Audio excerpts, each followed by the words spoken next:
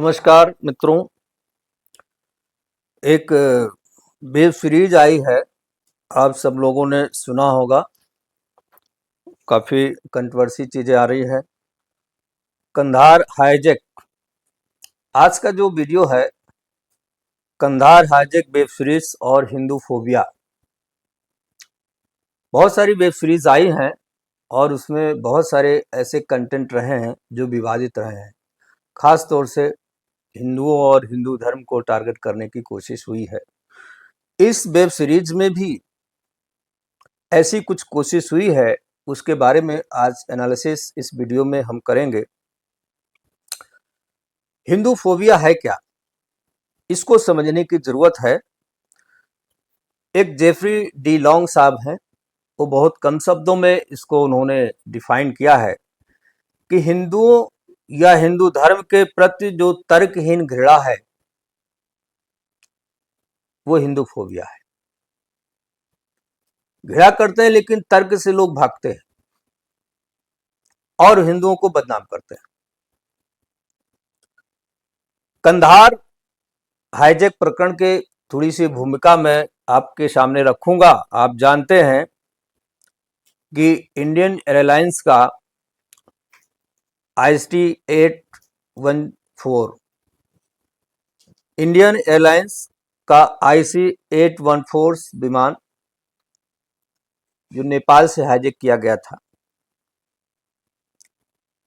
और पाकिस्तानी आतंकवादियों ने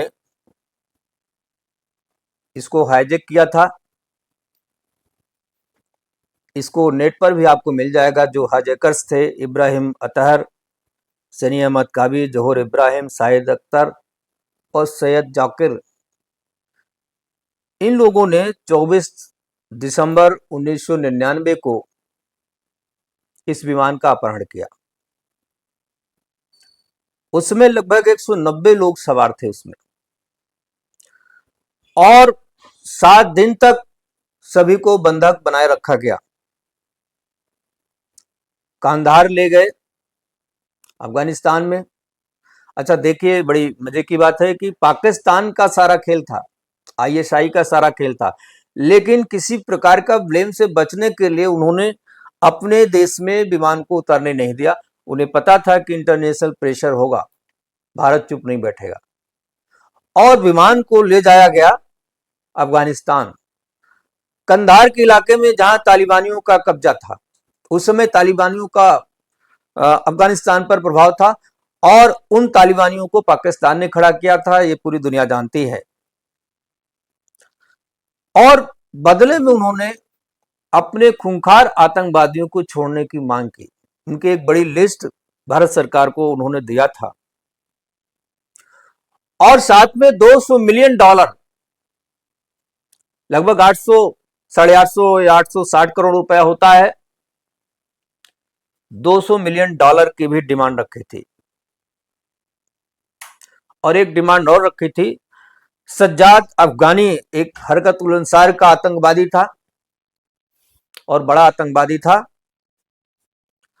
और वो जेल से भाग रहा था। उसको सिक्योरिटी फोर्सेस ने मार गिराया था। तो ये चाहते थे कि उसका जो ताबूत है वो उन्हें दिया जाए, सौंपा जाए उनको। और भारत सरकार की बात किसी भी प्रकार से सुनने को तैयार नहीं थे। सरकार के ऊपर पब्लिक का भी प्रेशर था। जो 190 पैसेंजर उसमें सवार थे, उनके जो परिवार के थे, उनके जो संबंधी थे, उनके जो अन्य प्रकार के लोग थे, और अन्य जो पॉलिटिकल पार्टीज थी वो भी ऐसे मौकों पे चूकती नहीं है।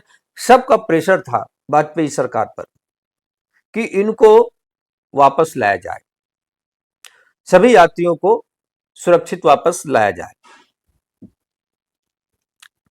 सरकार ने सारे प्रयास जब उसके व्यर्थ हो गए तो उन्होंने समझौता किया आतंकवादियों से, और 3 खूंखार आतंकवादी, जिसमें मुश्ताक अहमद जरगर था, अहमद उमर सईद था और मौलाना मसूद अजहर, इन तीनों को छोड़ने का निर्णय किया। विदेश मंत्री जसवंत सिंह स्वयं इन लोगों को लेकर के कंधार गए, उनको छोड़ा। बहुत लोग सवाल भी उठाते हैं और कुछ चूक सरकार से भी होती है, कुछ परिस्थितियां मजबूर भी करती हैं। लोगों ने कहा एक डिप्लोमेटिक पॉलिटिकल एरर है,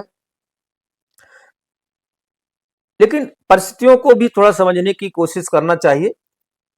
अफगानिस्तान में उस समय कोई जिम्मेवार सरकार नहीं थी जिससे सरकार बात करती और जो इस पूरे प्रकरण में मदद करती। वहां जो लोग थे जो उसमें इन्वॉल्व थे वो पाकिस्तान के हैंडलर थे, उनके आतंकवादी थे, उनके समर्थित लोग थे। तालिबानों का पूरा साम्राज्य था और तालिबानों का पूरा खेल था थ्रू आईएसआई।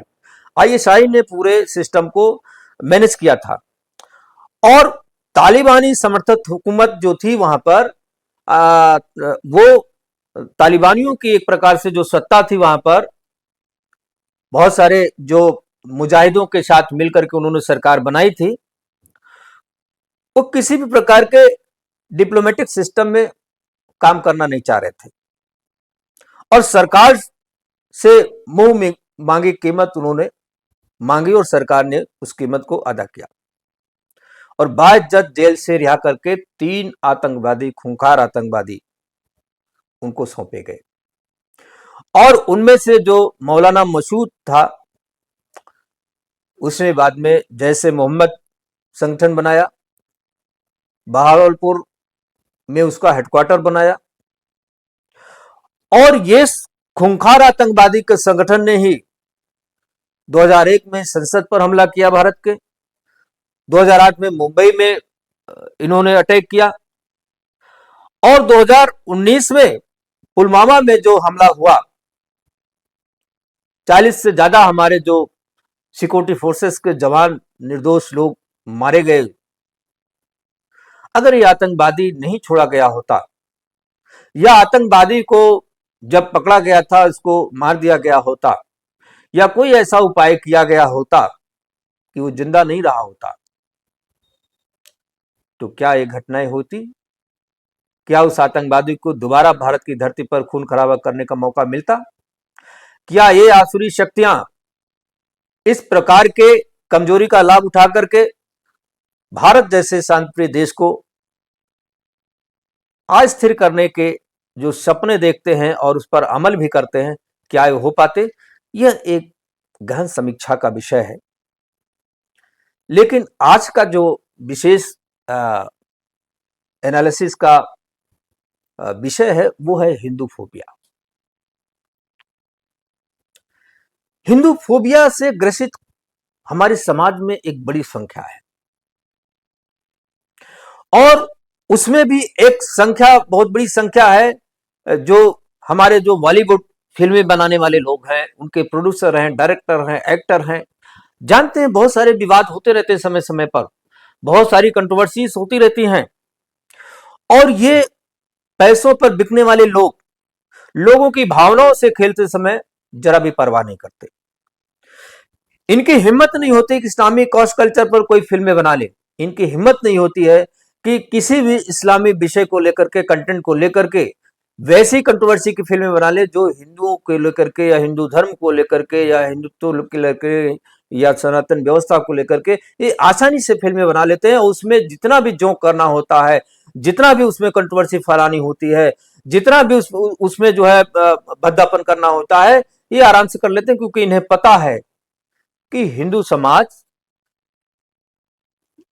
किसी चीज को उतनी गंभीरता से नहीं लेता, इन सब चीजों पर रिएक्ट नहीं करता और इसलिए ये लोग ऐसा करने के लिए बार बार प्रयास करते हैं। सही इतिहास और गुनाहों को छुपाने के लिए प्रोपेगेंडा चलाते हैं। बुरे किरदारों का हिंदू नाम रख दिया जाता है, हिंदू समाज को बदनाम करने की पूरी कोशिश होती है, प्रोपेगेंडा चलाया जाता है। इस हाईजेक वेब सीरीज में भी एक प्रोपेगेंडा चलाया गया। प्रोपेगेंडा यह चलाया गया कि जो हाईजेकर्स थे, जो मुस्लिम भी थे, आतंकवादी भी थे और पाकिस्तानी भी थे,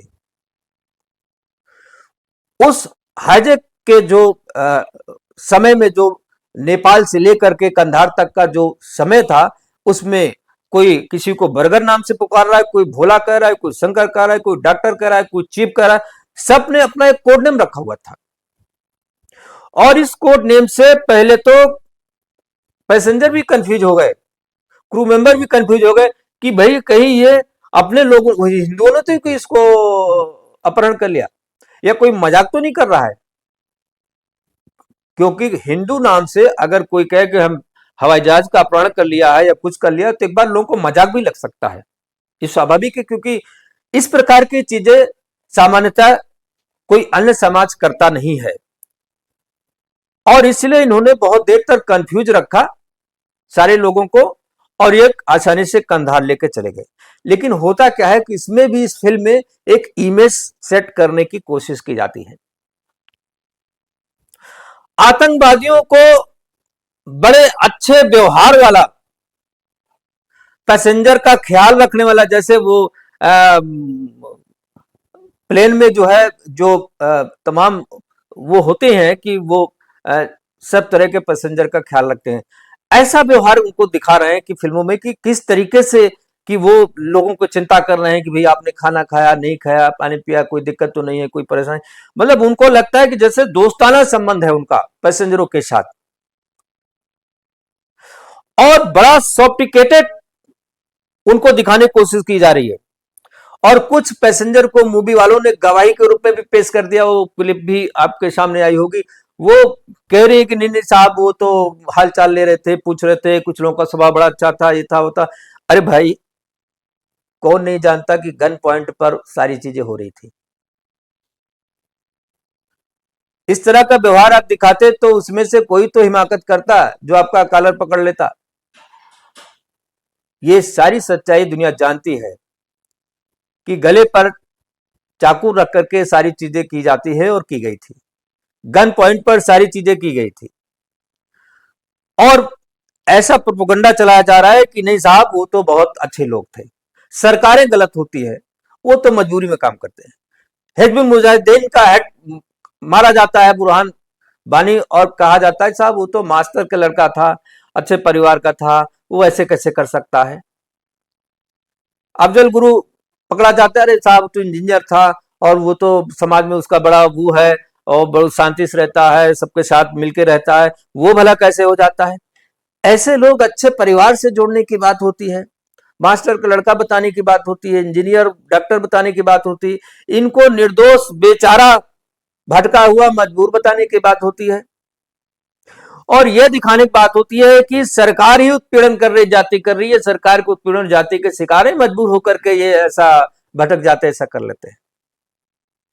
ये जो बेचारा वाला जो सहानुभूति का माहौल है ये आतंकवादियों के साथ किया जाता है और उनके अमानवीय खूंखार चरित्र को छिपाने की कोशिश होती है। भला दुनिया में ऐसा कौन सा समाज है, कौन सा देश है जो आतंकवादियों को जस्टिफाई करेगा, आतंकवाद को भी अच्छा कहेगा। लेकिन हमारे जो फिल्मी लोग हैं उनके नजरों में आतंकवादी भी एक अच्छा होता है, व्यवहार कुशल व्यक्ति होता है, वो भी अपने दुश्मनों के साथ बड़ा दोस्ताना व्यवहार करता है। और हिंदुओं को नाम रख देंगे आप, आपकी हिम्मत, अरे भाई सच को सच दिखाइए, आतंकवादी को आतंकवादी बताइए, हिंदू है तो हिंदू बताइए, मुस्लिम है तो मुस्लिम बताइए। ऐसा क्यों करेंगे कि मुस्लिम है तो भी हिंदू नाम रख देंगे। हिंदू का मुस्लिम नाम रख करके देखिए तो आपको पता चल जाएगा कि आप किस तरह से सरवाइव करते हैं। और इन खूंखार चरित्र के लोगों का जो आप बता रहे हैं व्यवहार कुशल, जरा उनसे पूछिए रूपिन कात्यायन साहब का, जो 25 साल की उम्र में उन्हीं आतंकवादियों ने उसी प्लेन के अंदर गोली मार दिया था। रचना कात्याल के साथ मात्र 21 दिन हुए थे उनका शादी हुए, वो तो हनीमून पे बेचारे जा रहे थे और उनको इन्होंने गोली मार दिया। उस दंपत्ति ने क्या बिगाड़ा था। उस महिला ने मरने के बाद भी उसका हाथ पकड़ करके तब तक बैठी रही जब तक कि वो बॉडी जो है उसमें बदबू नहीं आने लगी। क्या कोई समाज इसको सहन कर सकता है, कोई समाज देख सकता है, या कोई समाज झेलने के बाद भी उसे माफ कर सकता है? क्या ये परिस्थितियों से उबरने के बाद भी कोई आतंकवादियों को बेचारा कह सकता है? ये सोफिस्टिकेटेड प्रोपेगेंडा, जरा उनसे पूछो उन 190 लोगों के परिवारों पर क्या गुजरी रही होगी, उनकी मानसिक दशा क्या रही होगी, किस प्रकार से वो प्रकरण जब तक चला है 31 दिसंबर तक, जब तक उनको रिलीज नहीं किया गया, उनके ऊपर क्या बीती होगी। उनके बारे में किसी ने फिल्में बनाने की कोशिश नहीं की, उनके बारे में वो चीजें हाईलाइट करने की कोशिश नहीं की। और इस प्रकरण में पाकिस्तान को, आतंकवादी को, आईएसआई को, उन गुनाहगारों को छुपाने की बात हुई है, उनको हाईलाइट करने की कोशिश नहीं हुई। हिंदुओं को ही बदनाम करने की कोशिश क्यों हुई? इस तरह के नैरेटिव बार बार सेट करने के प्रयास क्यों किए जाते हैं? मैं अपील करना चाहता हूं सरकार से, और मुझे शिकायत भी है और बहुत सारे लोग शिकायत है कि वेब सीरीजों पर नियंत्रण क्यों नहीं है। फिल्मों पर तो कुछ हद तक नियंत्रण हो रहा है, लेकिन वेब सीरीज में जो चीजें देखने को मिल रही, जो झूठी चीजें हैं, फूड़ है, जो मैनिपुलेटेड चीजें हैं, अपराध और गाली गलौज से भरी हुई चीजें हैं, इस पर रोक क्यों नहीं लगनी चाहिए? और ये हो कैसे रहा है? हमारे देश की संस्कृति और संस्कारों पर गंभीर चोट कैसे दिया जा रहा है और कब तक दिया जाता रहेगा? तांडव है, असुर है, आश्रम है, लक्ष्मी है, पाताल लोक है, लीला है, और अब कंधार हाईजैक। एक बड़ी श्रृंखला है, मैं बता नहीं पाऊंगा कितनी वेब सीरीज बन चुकी हैं, जिसमें जानबूझ करके हिंदू समाज को, हिंदुत्व को, धर्म को, एक सनातन व्यवस्था को और उन सारी चीजों को टारगेट करने की कोशिश की गई है, उनको बदनाम करने की कोशिश की गई है, जिनका इसका कोई लेना देना नहीं था। और यह बार बार की गई है, बार बार की जा रही है। इसे हिंदूफोबिया से जोड़कर ही देखा जाना चाहिए और तत्काल इस पर रोक लगाने की जरूरत है। सरकार और समाज अपने अपने स्तर से प्रयास करे, इसका विरोध भी करे कि इसको लेकर के कड़े कानून भी बनाए जाएं। ऐसे फिल्मी प्रोड्यूसर और डायरेक्टर जो पैसे लेकर लोगों की भावनाओं के साथ खिलवाड़ करते हैं, उनको रोका जाना चाहिए। और मैं उनसे भी अपील करता हूं कि वो लोग परहेज करें इन सब ऐसी चीजों को बनाने में जिनसे किसी की भी भावनाओं को ठेस पहुंचती हो।